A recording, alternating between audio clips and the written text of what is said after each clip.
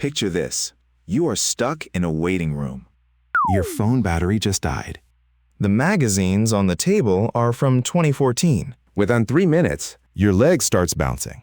Within 5, you are staring at the ceiling tiles, Trying to find a pattern. Studies show it takes as little as 6 to 8 minutes of total stimulation-free silence for the average modern brain to start inventing problems just to have something to chew on.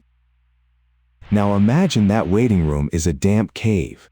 It has been raining for 7 days straight.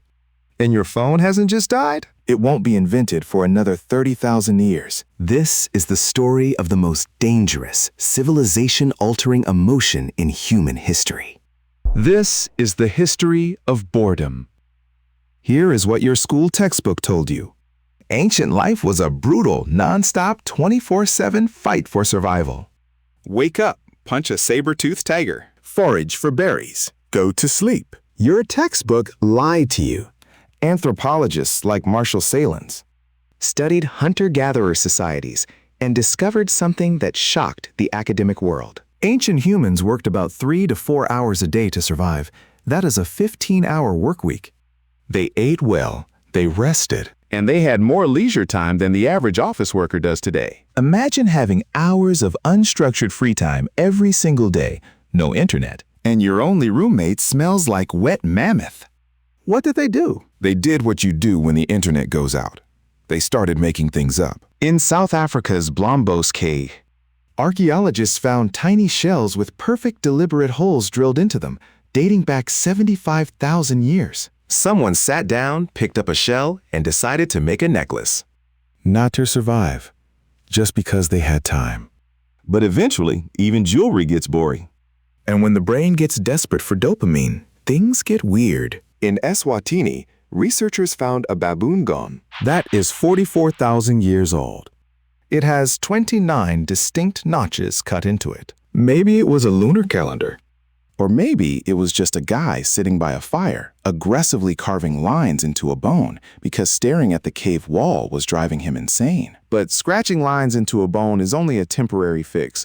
Eventually, humanity decided that if they couldn't escape the cave, they needed to invent a completely different reality. Around 2600 BCE, the Mesopotamians invented the royal game of It was a deeply sophisticated board game with rules and strategy, strong enough to be buried with kings. The rules were lost for 4,000 years until a curator at the British Museum decoded an ancient cuneiform tablet that turned out to be an instruction manual. Over in Egypt, they played Senet. Senet boards had 30 squares, and players threw casting sticks to move their pieces.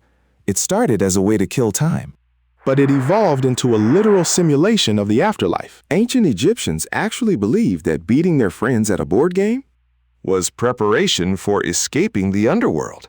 That is taking game night incredibly seriously. But board games required setup.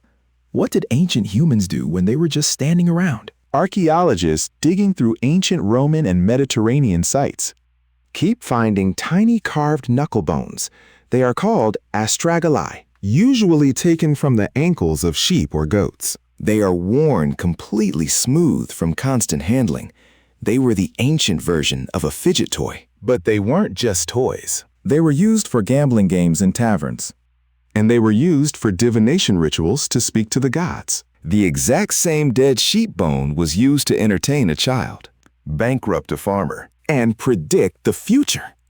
Your ancestors basically invented the multi-purpose smartphone thousands of years before electricity. You would think that having infinite wealth and power would cure boredom forever. You would be completely wrong. The Romans literally had 2 separate words for time. Negotium meant business and the grind of daily life. Odium meant free time, and they were absolutely terrified of odium. The philosopher Seneca watched his ultra-rich friends suffer from something called loci, the fear of remaining in one place. They would get so restless sitting still that they would order their servants to pack up all their belongings and move to a completely different mega mansion, purely because they couldn't stand looking at the same walls anymore. Seneca realized they weren't looking for a better view.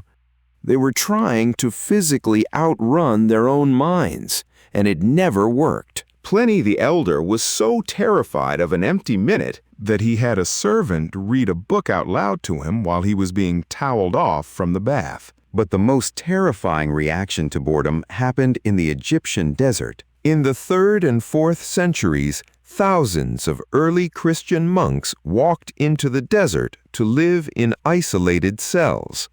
No entertainment, no conversation, nothing but sand, heat, and absolute silence. And the monks began to break. They reported a crushing physical restlessness that hit hardest right at midday when the sun was highest. Time seemed to stop. The monk Evagrius Ponticus documented it so precisely that he gave it a name. He called it Acedia, the Noonday Demon. It wasn't just a mood. They believed unbearable boredom was a literal spiritual demon hunting them down. Some monks fought the demon by weaving palm leaf baskets all day and then immediately burning them at the end of the year, just so they could do it again. Anything to keep their hands moving. The supreme irony.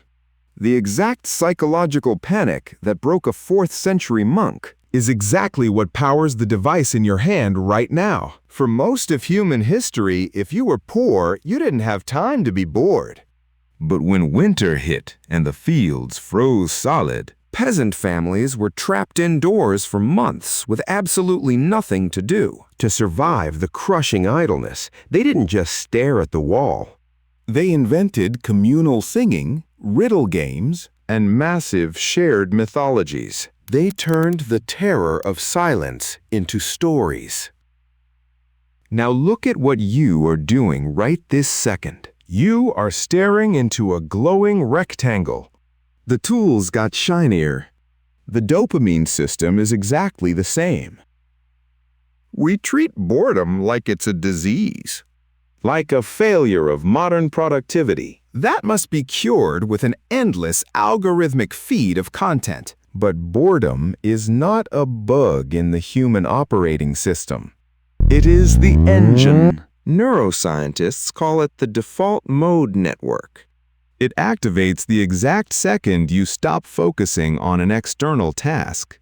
It is where you imagine the future, construct your sense of self, And build creativity. If early humans were perfectly content sitting in the dirt doing nothing, we would still be sitting in the dirt today. Every piece of jewelry, every board game, every ancient myth, And every space station exists because a human being was sick and tired of looking at the same rock.